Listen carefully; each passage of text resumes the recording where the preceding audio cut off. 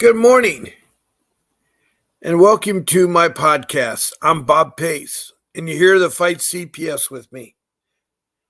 And I want to welcome you because I know that the road you're on right now is a very hard road with a lot of twists and turns and disappointments. And I want you encouraged to listen and participate in my podcast.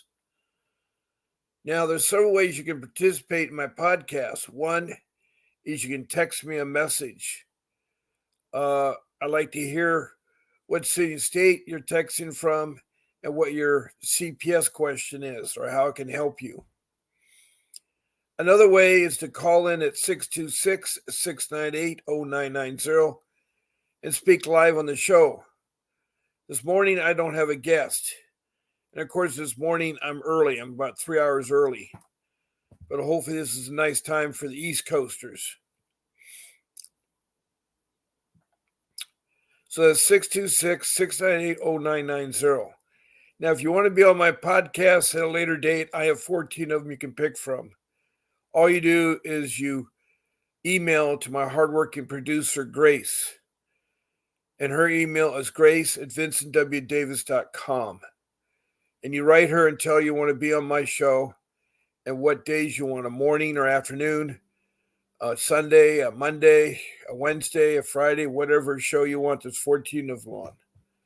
I'm broadcast from Southern California, and my podcast start at 10 a.m. Pacific Standard Time, go for an hour, and in the evening, 7 p.m. Pacific Standard Time, and go for an hour.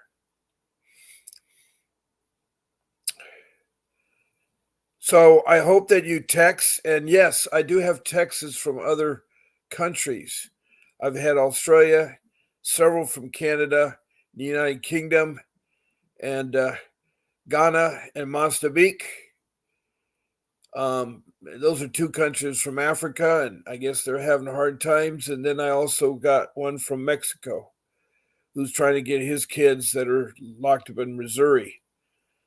So I know all of you are struggling with an agency that has so many twists and turns. There's no ethical reason why they're involved. I want to thank Mr. Davis. His law firm, Vincent W. Davis and Associates, is producing this podcast. And if you need help, he can be reached at 888-888-6582. I'll talk more about Mr. Davis when I talk about my rules. And so, anyway, I know that you are listening with your heart. The kind of person I am, I'm a loving man, husband, father.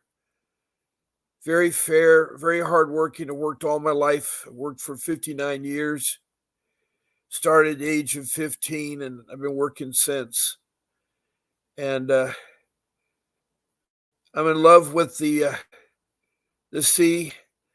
And this morning, my ritual is at 4 a.m., I'm up and checking out the surf. It's called the Dawn Patrol.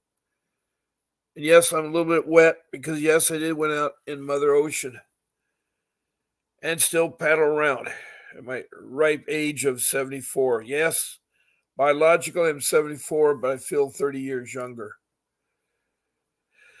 I feel more like in my 40s, matured, but age is a number, so it shouldn't deteriorate you. Now, this agency, the Child Protection System, I should say the system first, because there's a little bit difference between, there's two CPSs I know of. There's the CPS is the Child Protection System, and then there's the CPS Services, which is the name of the child care program in California and some states. Other states it may be DCF or other acronyms. But it's a branch of social services that is supposed to be the watchdog for our children from neglect and abuse. It also is supposed to do family reunification because studies have shown that the best parents for our children is the biological parents. So it's important if parents have hiccups that they go and take parenting classes or go to programs and fix them so they can be back with their children. That's the purpose of CPS, but I don't know lately. And the reason I'm saying this, I myself was in CPS for a long time. I've been fighting for 14 years. I had 3 active years of fighting to get my children back that were taken from me. You probably heard the word taken. They were actually stolen. They weren't in imminent danger, but they wanted to take the children. I was down to my luck. I had lost my job at age 60 through no fault of my own, and I was trying to hustle to find another job. It seems that social services prey on the people that are going through a hard time. You may have also lost your job, or you may be homeless. I've been homeless. I lost my home. I had to sell my home to fight CPS, to pay for an attorney. Yeah, it took me 40 years to get my beautiful home. I had to sell it. It was sad. Now I live in a small apartment and am looking for work again. I did have a job for a while, but they laid me off, said no work. I think it's because I'm too old. I don't know. There's this thing about old people. I don't know if we're supposed to retire the cow patches. I feel very young. I feel like I'm going to live a long time, another, 500 years. I don't know.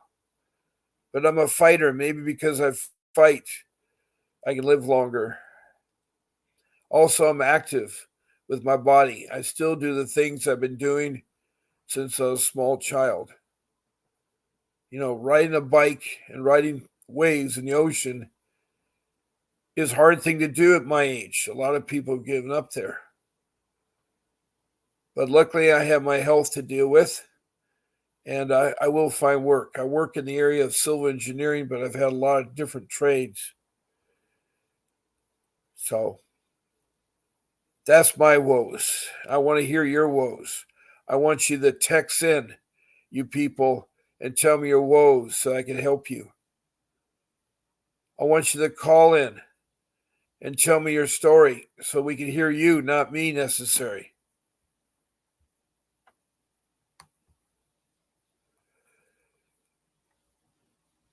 It's a really hard thing to deal with, this agency called Child Protection Services here in California and some other states. They're all part of that social services that's been struggling too. They've been around forever. In the 1800s, they've gone through some changes. Child protection system services has gone through 3 eras. The eras from colonial days to 1875, then from 1875 to 62, and from 62 on. There are 3 transition periods. And in the late 70s and 80s, there's been some major changes made. I thought for the better. But from hearing your stories and my stories, it seems the number one goal that CPS is how they make money off your children.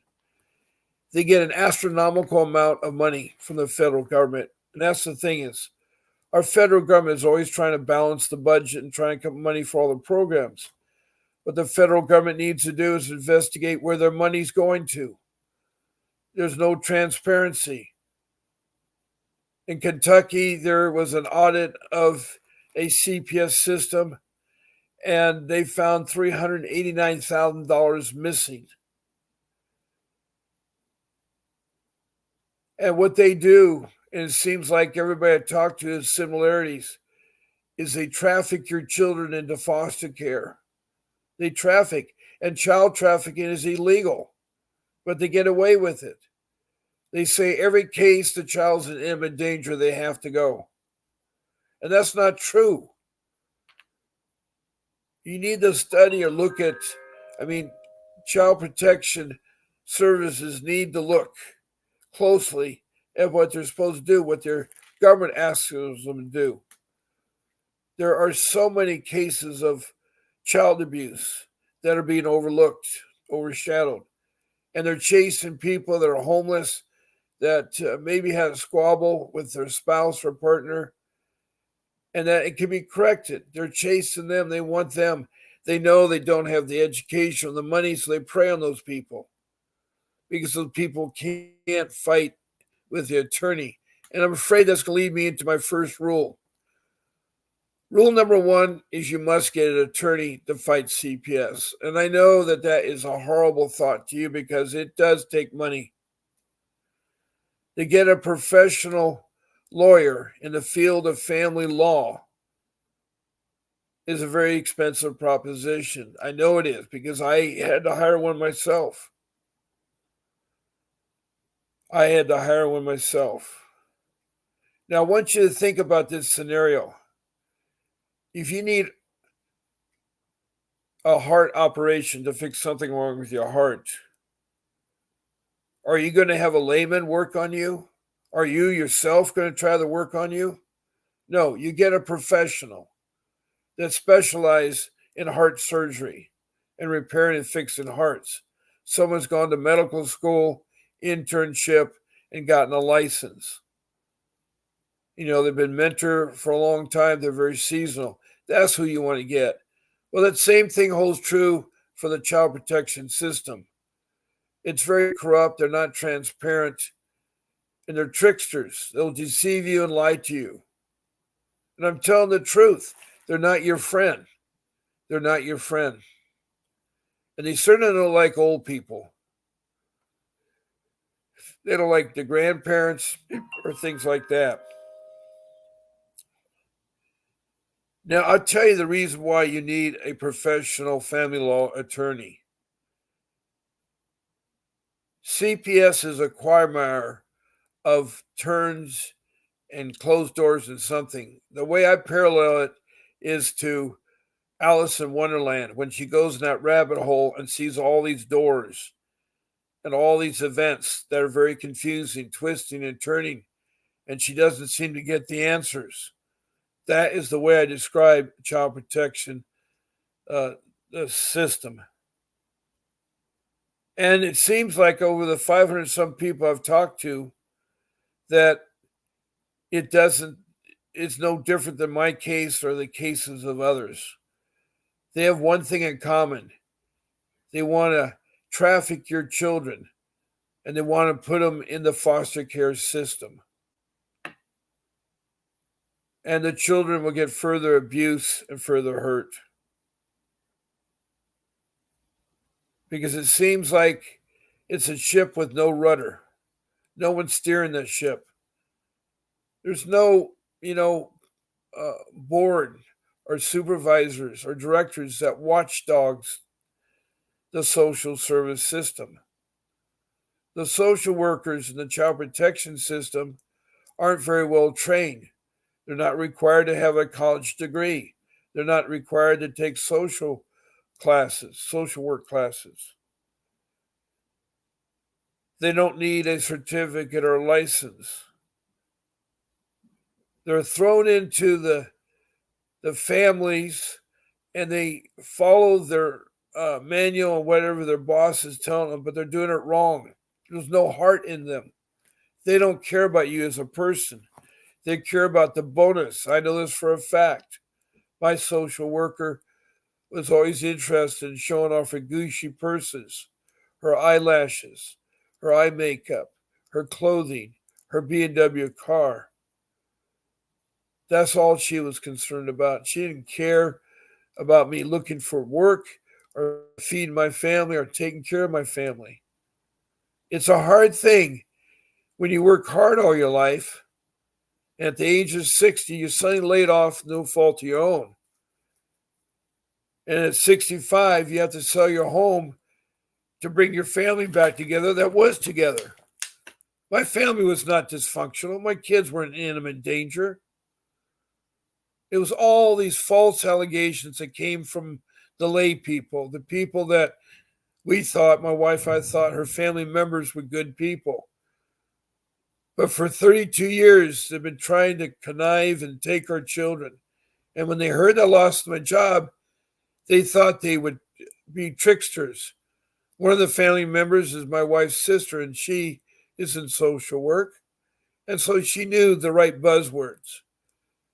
So they'd call into the agency and say, the Pace family at 313 is exhibiting this, exhibiting that.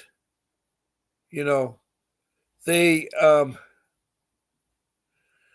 were liars. They were using it to steal our children, to alienate our children, which is against the law. Child protection system does alienate children. They alienate your children. And it's so sad because you're listening to this and probably the same thing.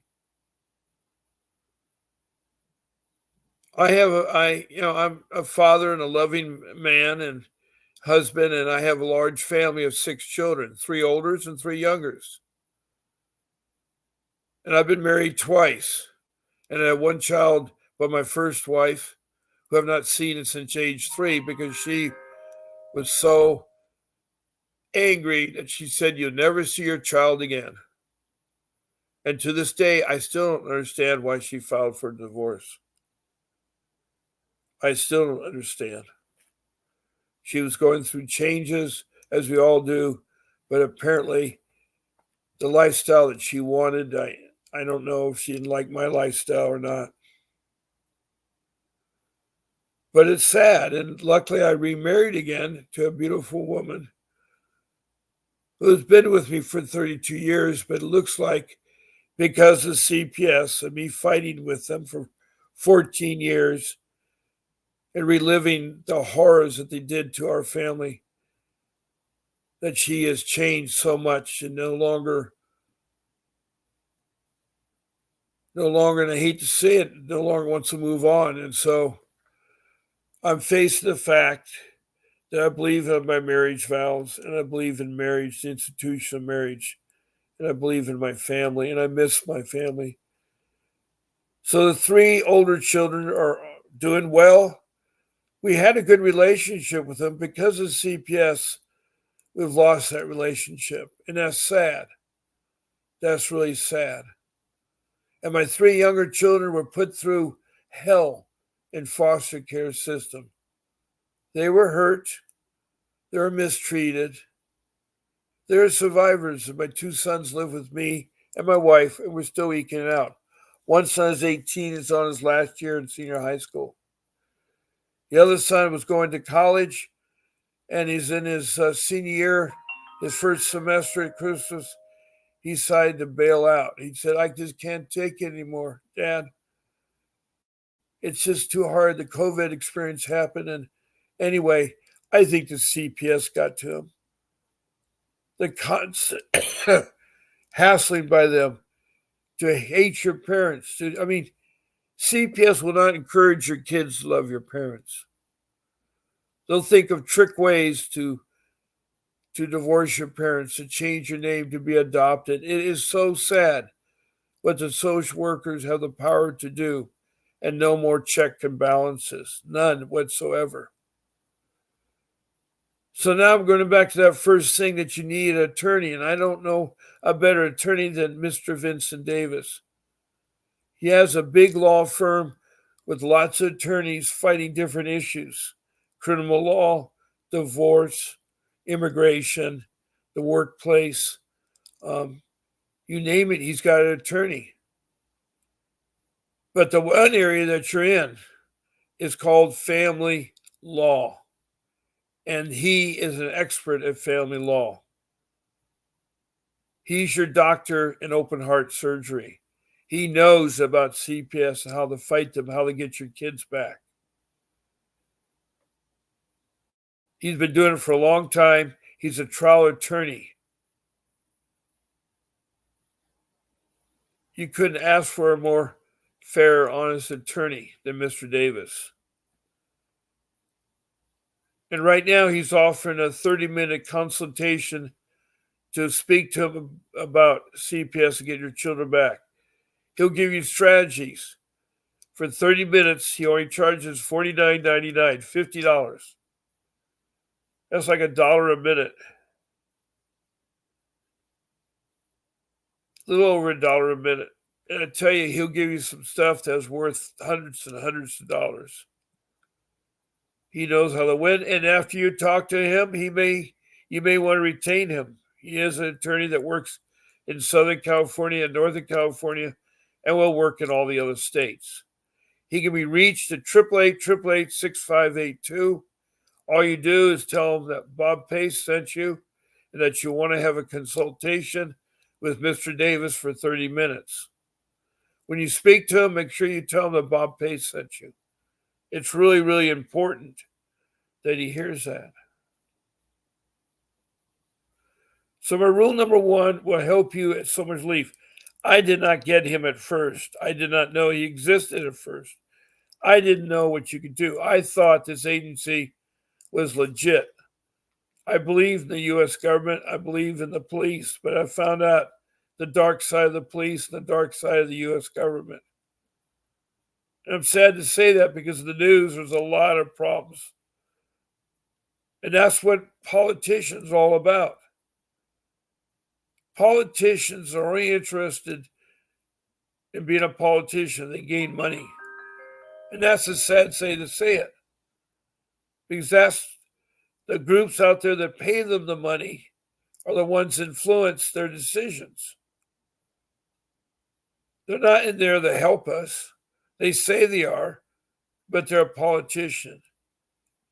You need somebody who's like a businessman running a business that is answerable to people. That's who we really need.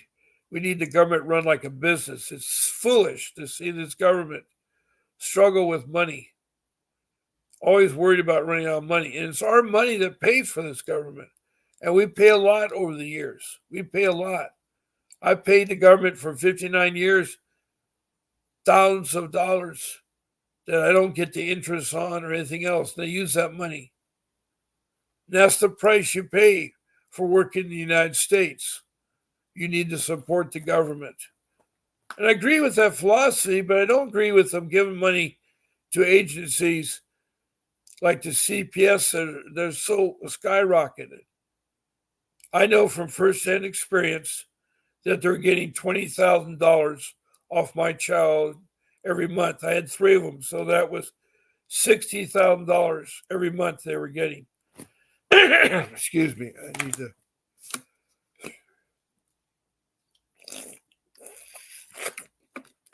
That's a lot better. That's a lot better. I'm very compassionate for you all out there.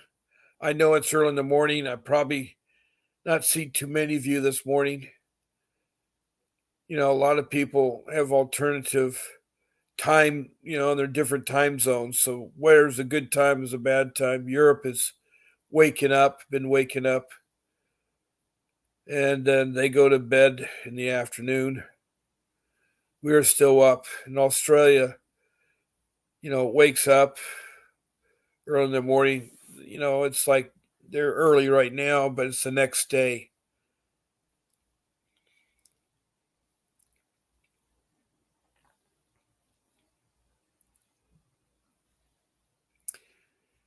Now that you're listening, you're faced with the fact that CPS is awful. I am going to try to help you. I'm not an attorney, but Mr. Davis is. And I wish that I had found him in the beginning of my case because I would have had my daughter back.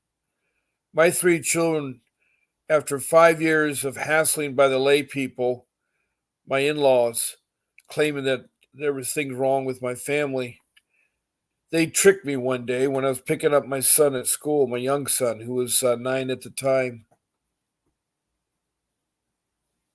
And little did I know that the horrors I was going to experience would be coming true. I mean, from the time that they trafficked my children, you know, they took my children, no imminent danger at all. Their MO is to make the money. That's their MO is. And long as they have your child, the case is open, they're collecting money from you. They're collecting money from you.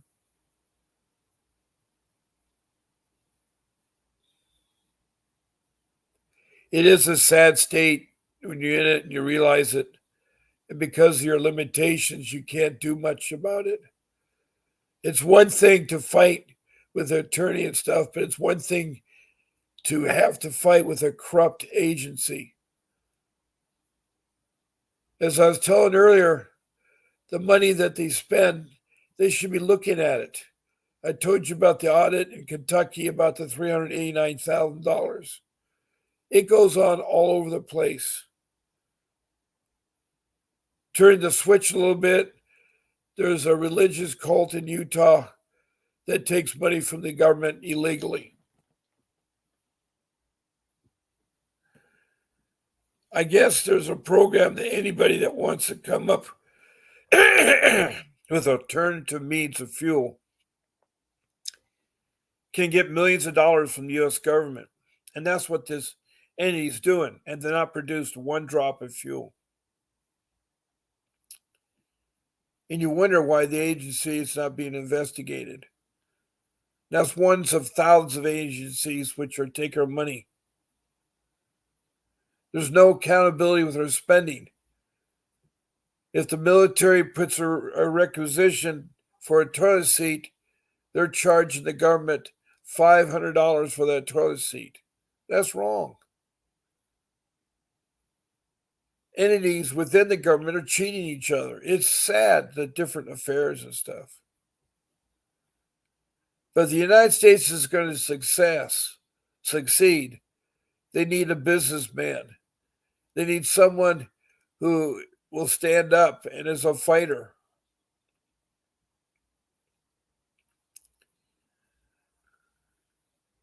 Now, what I do about CPS is I try to tell everybody out there to be careful, to try to follow my rules, to try to get your children back. There are others of you that have advocacy programs to fight them through your state representative, your senator representative that can go to Congress and fight for you. That's the only way things will change. It has to waken up. Certain entities have to be woken up.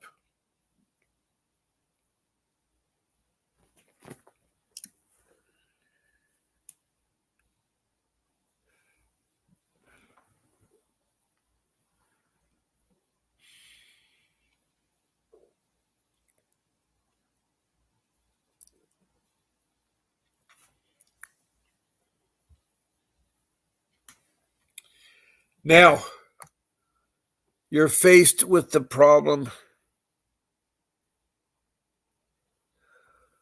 of how to get your children back or how to deal with CPS. I told you about one of the rules is hire an attorney.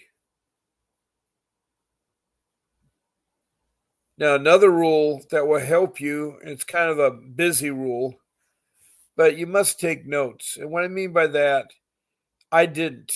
And things that you talked about or that happened, you'll forget because this is going to last you a long time.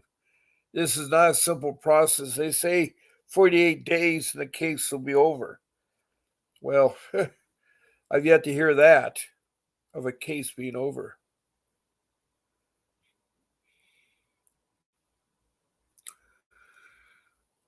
So you're faced with a lot of incidents that happen during your course with them. It may be 3 years in my case that you fight, or maybe 8 years in someone else's case.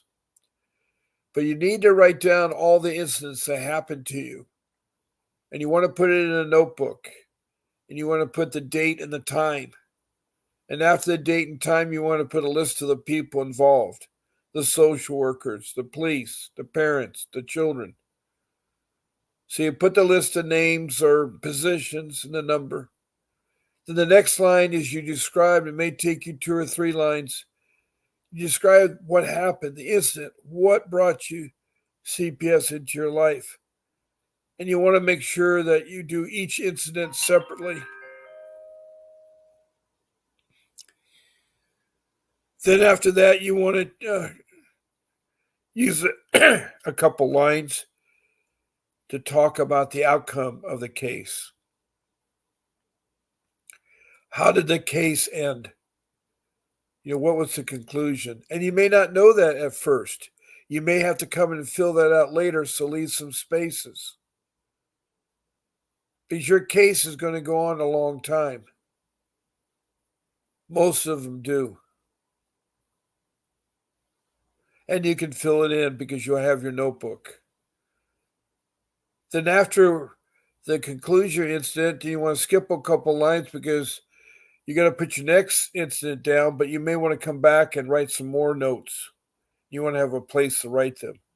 So you make these lists of incidents in your notebook, incident by incident by incident with skipped lines. And so you organize your thinking, your thoughts, and you can refer to it all the time. And if you use highlighters, it'll help you identify areas you'd like to talk about later or you'd like to investigate further. So, it organizes your thoughts, is what it does. It helps you not forget things, too.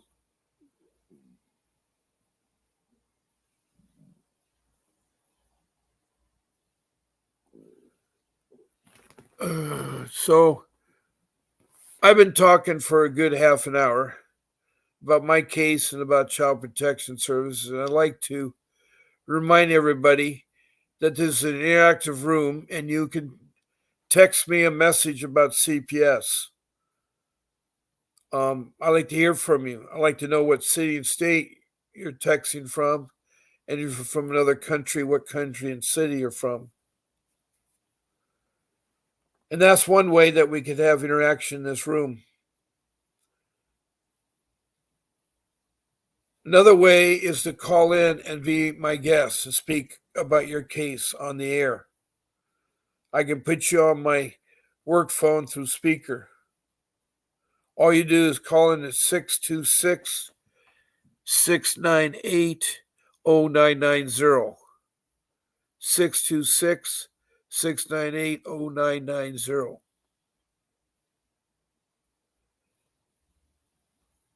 And if you want to schedule your time for be on the show, you just email my producer, Grace, at vincentwdavis.com and tell her what show you want to be on.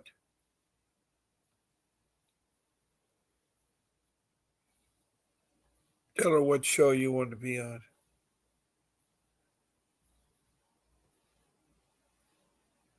Now, I've talked about rule number 1, hire an attorney. And many kudos go out to Mr. Davis. Thank you. And again, he can be reached at 888-888-6982. And call in and you can speak to him for help. And also, if you want to talk to him, he has a consultation on strategies of how to beat CPS and get your children back. It's only $49.99 or $50 for 30 minutes. It's a good deal. I know it's early and I don't see too many people in the room. None of my regulars seem to be in here, which is okay because this broadcast is rebroadcast over and over and you can look at it again. Now, I'd like to finish off with my third rule. I talked about rule number 1, hire an attorney. Rule number 2, take notes. Rule number 3 is the most important one because you need to stop talking to social workers. You need to say no and yes, short answers, but don't need to add anything to them because everything you say they'll use against you. And they really don't care about you. They're going to milk that money. That's what they're interested in. They're not interested in you as a person. They treat seniors and elderly people very rudely.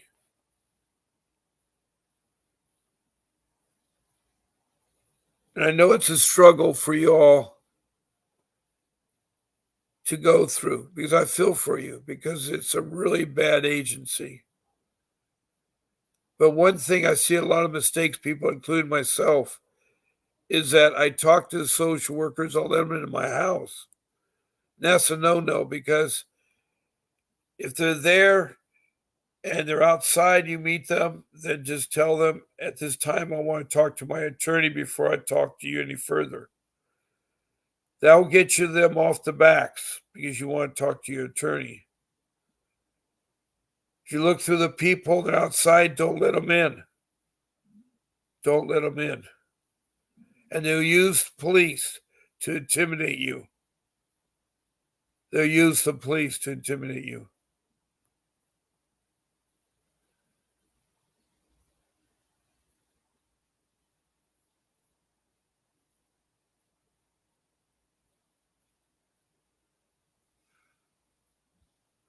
I feel for you going through what you're going through because I know it hurts. It still hurts me. But as long as you say no to social workers, you'll be fine. Also, you should say no to policemen too. They can't force you. You have to give them permission to. Now, another thing to do, they want to come in your home and you want to say no. Because when you let them in your home, they're going to see things that you may not think are bad. They're making inroads of how um, to get your children, to abuse your children in foster care. There's no safety by children in foster care. Yes, there are some good parents, and yes, there's some good social workers, but they're far and few, and I've not met any. I remember the women's faces. They were interviewing me and telling me not to worry. And what they were doing is they were like a spider leading you in a trap, putting a web around you to draw you in. And they did that. I was so gullible to social workers.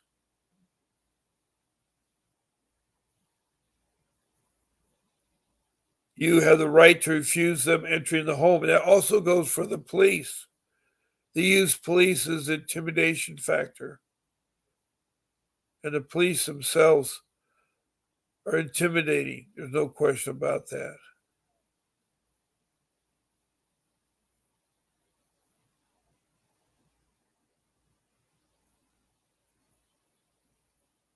It's a hard thing, and I know that it's early in the morning to talk about because it hurts me in my heart. There's another part of this third rule that's called medical trafficking. Now, there's two scenarios. One is you're having a baby in the hospital, and a caseworker with the police comes and takes your baby from your birthing room. They don't need to be in there. You just tell them to wait in the lobby. You tell the hospital staff to get out of the room because only family members are supposed to be in the birthing room. And it ends the limited. It's usually the father. I was with all my 3 kids. All my kids, I should say. My 4 kids. There's 2 kids of my wife that I adopted. That's why we're a family of 6. I'd bought a dining room table a long time ago with 8 chairs.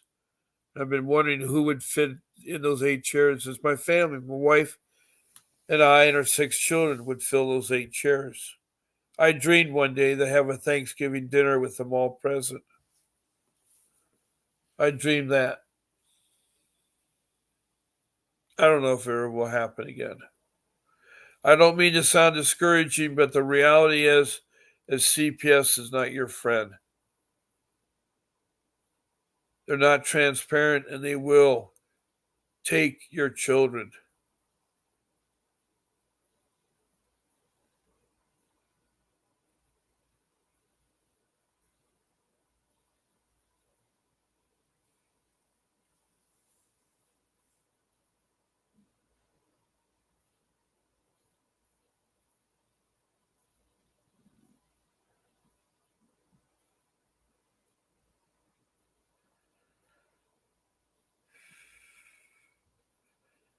But they will take your child. I mean, there was one medical incident I heard of from a woman who was going to the hospital in Boston, Massachusetts to have her child. She places her children with her mother over in Rhode Island. And when CPS found out that she had abandoned her children, which was not the case, but insisted that she had, they found out where the children were at, and they drove to Rhode Island, knocked on the door, and asked the grandmother for the children. And she gave them because she didn't know the laws. And they stole their children. They had a very legit right to be with a grandparent. CPS is corrupt. There are hundreds of cases I could talk to you about that CPS did wrong, that people on this show, on this podcast, have shared with me.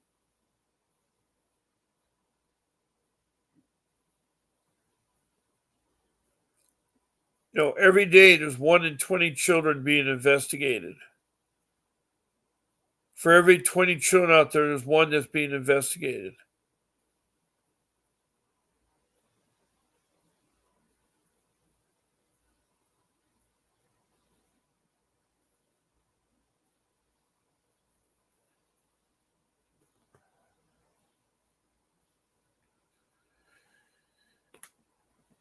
So this agency will deceive you. They did with me. And the worst part of it is they took revenge on my family. They told us that you'll never see your daughter again. And how they did it, they were angry because we had won a trial where my daughter was going to be adopted, and we won the trial. And they're upset because the social worker lied and we caught her in her lie. And I could do a lawsuit, but a lawsuit takes money. And I don't know too many attorneys will fight without money. I don't know out there. It is a hard area that we're in. The CPS is needed. We need it. We need our children protected.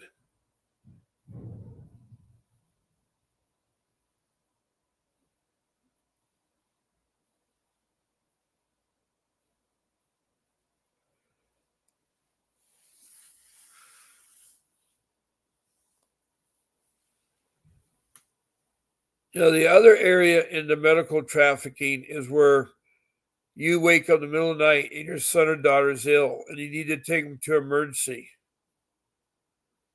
And if you have a disagreement with the doctor, there are social workers at the hospital that will take your child right from you.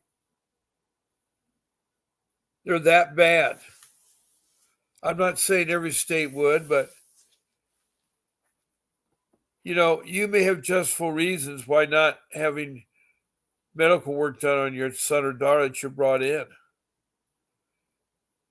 There was a case of a 13-year-old girl that was going through chemotherapy, and it was so grievous, the mother suggested alternative means, and instead they took the children away from her, denied visitations. It is so bad with medical trafficking, child trafficking, with an agency that's so corrupt that's not even transparent.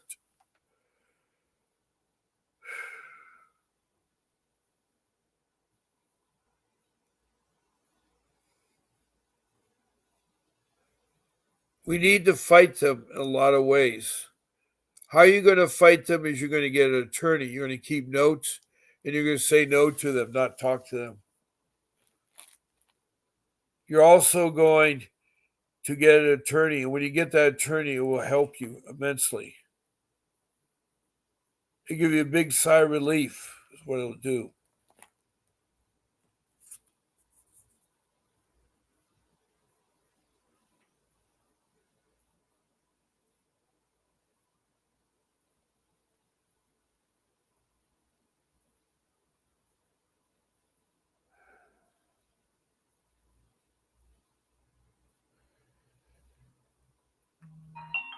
So I'm telling you now that when your daughter is told by a social worker to divorce her parents, our daughter was at age 12, convinced by divorcing the parents, changing her name, sealing her birth certificate, and be adopted was the better way to go. She's so disillusional and so lost.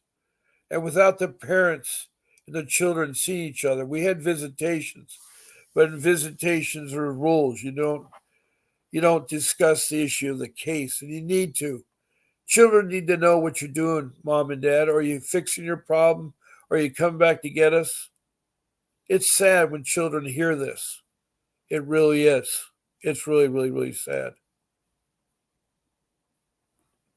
And so I'm telling you that you got to keep fighting them and not give up. You got to believe in your children.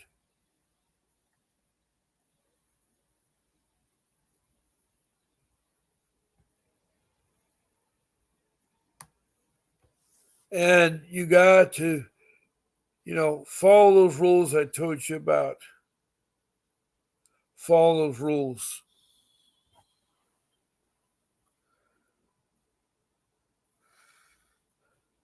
Now we're about 15 minutes left. Again, to remind everybody, please text in a comment. I'd love to hear from you. Please list the city, the country, and the state you're from. Also, you can call in to be a guest for 15 minutes. That'd be nice. Have someone talk. You can call in at 626-698-0990. And if you want to be on my podcast at a later date, you just email Grace at vincentwdavis.com. And she'll put you on. And again, I want to thank Mr. Davis for providing this podcast. And he can help you. Just call in 888-888-6582.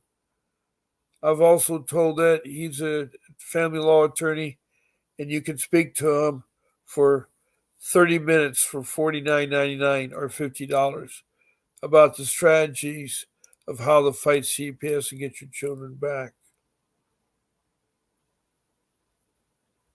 It's a long road that you're on. It's not going to happen overnight.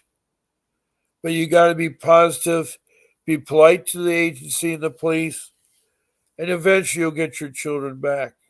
Eventually you will. And the ones that don't give up. You can still fight for your children.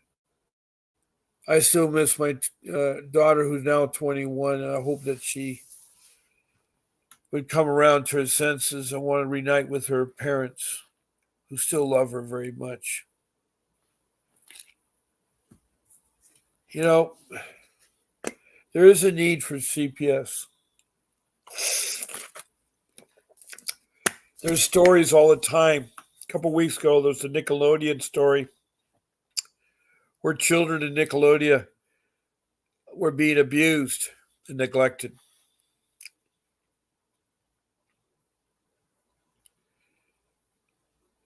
There's a lot of incidents out there where children are being slammed against walls because they cry, or someone being tortured.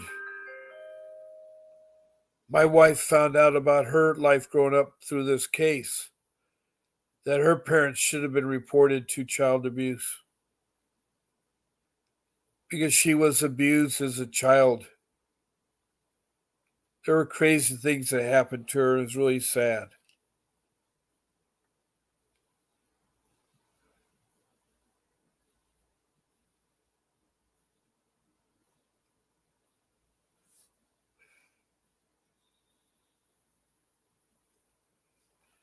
But when our daughter did that to us, it just devastated. It still hurts today. I see a couple of shots of her on the social network out there. I see her, and I hear from our sons who we still encourage to see her, even though she's divorced from them. But she does see our sons, her brothers.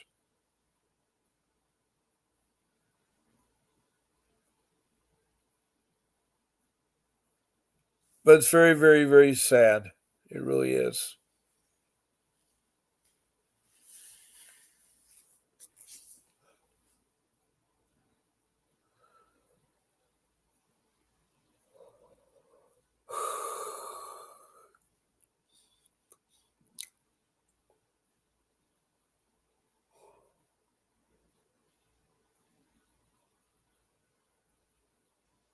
I just hope that all of you never go through what I go through, and if you do, you got to keep your head up high and not give up.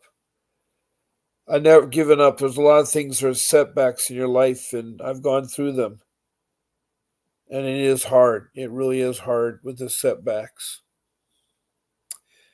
Now, I want to talk about some important issues that I've found by reviewing on the internet,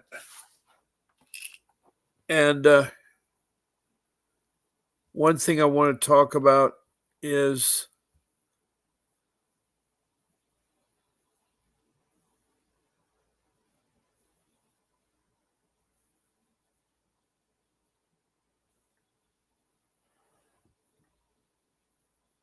huh, is how this whole thing works. You should look up the juvenile dependency flow chart. It's the flow chart that tell you what the steps that they do while you're going through with the accusations, the alleges of what you did was wrong. And it starts there with the phone calls. And there's two types. There's the layperson and the professional. And the professional, they have to report child abuse or neglect by law because they're working with children. If they see it, they got to recognize it.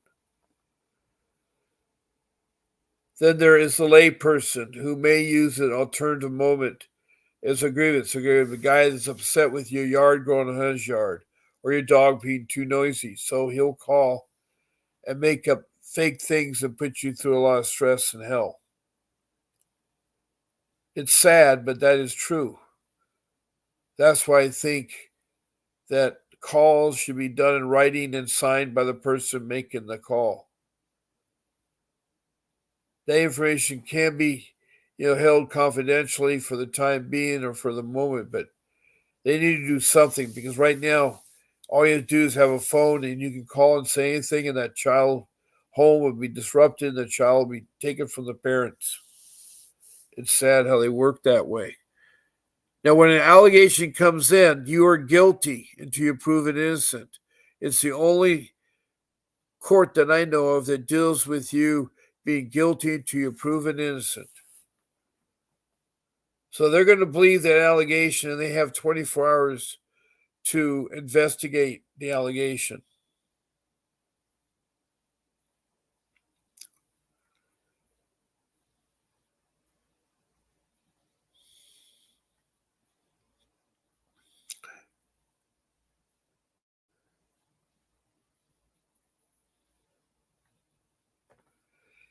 Now, if they take your child into custody, they're going to do what's called a dependent petition filed. And you need to look at welfare institution code 300 and 325 because there they will sign a petition that whatever you did neglect or abuse. Then you're going to have to go to a detention hearing, and that's health and welfare code of 319.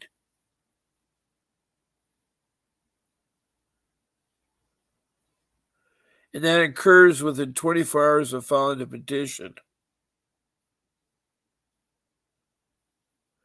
And if the child's removed, they got 15 days, health and welfare code 334.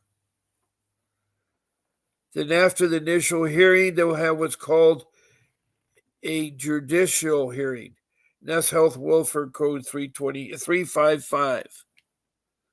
And after the additional jurisdiction hearing, they'll have what's called a deposition hearing, health and welfare code 358. So you need to look at that because the child, can be dismissed, but it can also become a guardianship, health welfare code 360. And they'll declare a dependency the child has.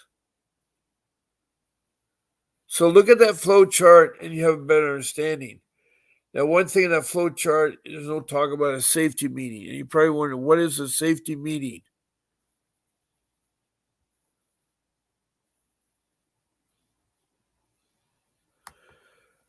A safety meeting is where you meet with a social worker soon after your children take it, usually the first week.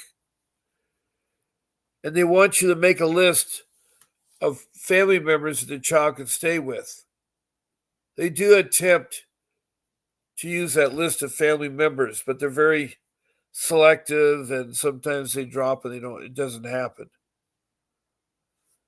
And during that meeting with a social worker, you give the names and they go through it whether they be qualified or not. Now, also at that meeting, you're told about the ICWA, the Indian Child Welfare Act. And what that is all about is in 1979, they passed a law because of so many of their children being taken that if the child is registered as a member of the Indian tribe, one of the federal recognized Indian tribes, then that child will be placed with the Indian tribe and put into an Indian family home to get better and be reunited with their parents. I find it's a lot better because the stigma of making money and all that is not there. But I want you to tell you that federally recognized or could be registered with a federal recognized tribe it is hard. It is hard. And I've heard somewhere they want your blood to be 25 or 30% Indian. I'm still researching that. So the Indian Welfare Child Act helps out Indian children. I'm talking about the first immigrants to our country, the Native American Indians.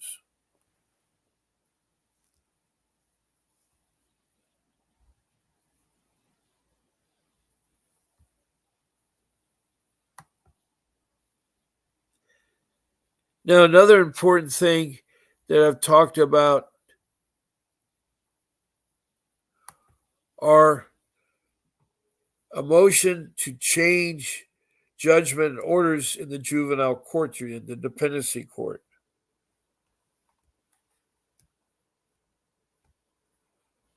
In California, it's called the 388 motions. Other states, it may be something different.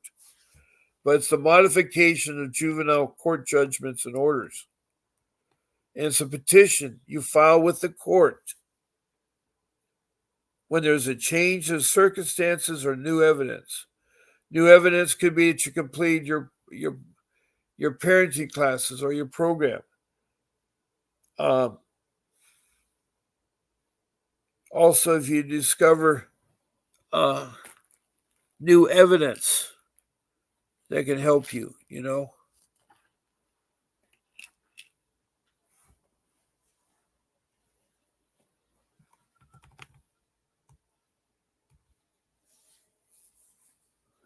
Now, this petition is a change to modify or set aside any previous court orders. It has to be filed in writing and filed with the clerk of the Juvenile Dependency Court. The Juvenile Dependency Court. It also has got to be filed with all the attorneys, the children's attorneys, the parents' attorneys, the social work attorneys. All got to be informed of this. What it does is forces the judge to have a hearing in 30 days to hear your case, but it's going to be up to you to prove your case, you and your attorney. But it really is a resort to help you, reopen your case or get it resolved one way or another. Now, it may be called a different story in other states, but you should be able to find it with the description I said to you. Now, I want to thank all my listeners, my regular people that come back and forth. We have the Truth Movement. Yeah, I'm okay. I'm just discouraged. Thank you for thinking of me. Sometimes I get this way, and it gets to me emotionally. But thank you, the Truth Movement. He's a regular guy in my room. He's been on the air. I'm glad to see you. My show will resume again tonight at 7 o'clock tonight, Pacific Standard Time. I'll see you then. But thank you so much for listening. God bless you all. And whatever you do, do not forget to Fight for your children. You will win your case. God bless you, and I'll see you this evening